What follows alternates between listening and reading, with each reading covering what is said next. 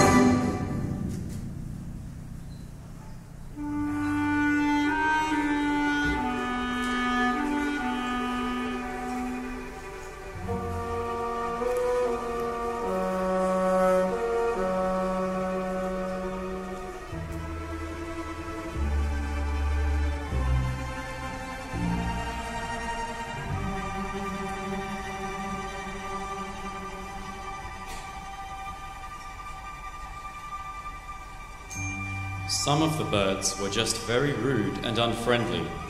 One of these was Kookaburra. Although he was a good-looking bird with a very strong beak and wonderful eyesight, he was not happy. What had upset him was the fact that when Yindindi had taken Jabiru's fine voice away from him, he had given the laughter to Kookaburra. Kookaburra was not pleased at all, for as he said, "What have I got to laugh about? I would rather have a song like the butcher birds or magpies." So he flew off by himself and moped all day long, for he was feeling very sorry for himself.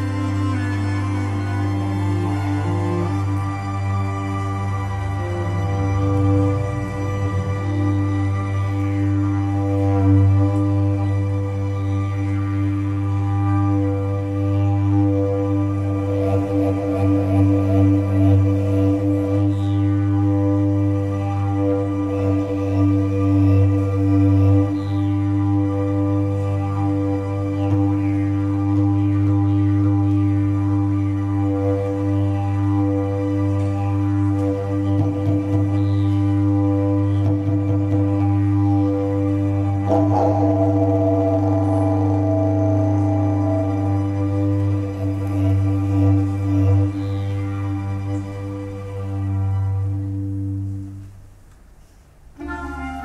this was the time when Yindindi had gone back to the sky, and already some of the bush creatures were beginning to misbehave. Snake, for instance, had decided that a frog would be good to eat. He set off to look for one, and found little green tree frog sitting on a log in the shade. Tree frog could not believe it when Snake said he was going to eat him. Poor little tree frog hopped away as fast as he could, but he knew that Snake would soon catch him.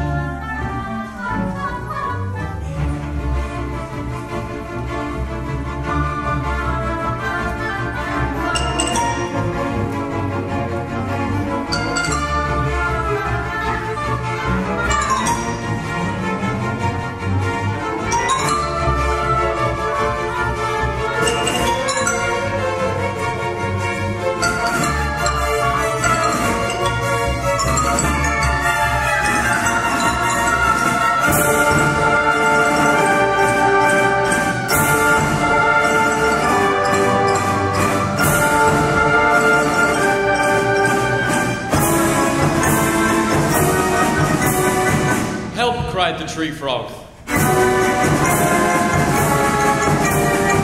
Please help me, someone. Snake is going to eat me. Tree frog hopped into the clearing where Kookaburra was sitting in a tree. As he watched, Kookaburra could see that Snake really meant to eat the little tree frog, and he was wondering what he could do to help. Then he saw Tree Frog hop towards a big stump and disappear behind it. Snake saw this and said, "Ah, now I've got you." Stealthily, he slid through the grass and circled the base of the stump. Seeing a movement in the grass in front of him, Snake pounced and held on.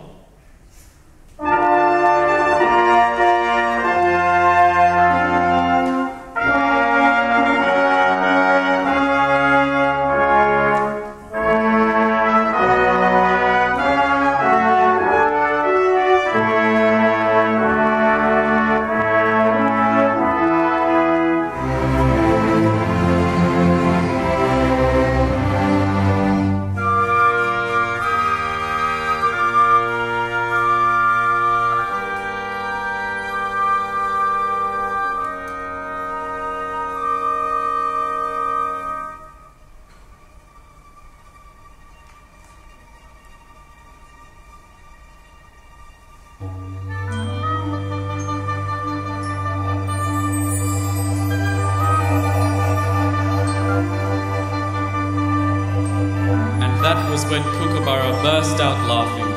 He laughed, and soon the bushland was filled with the merry sound. The rest of his family flew up, and when they heard the tale, they too burst into laughter. For Kookaburra had seen the little tree frog hop up on top of the stump and then down a hole in it. All Snake had caught was his own tail.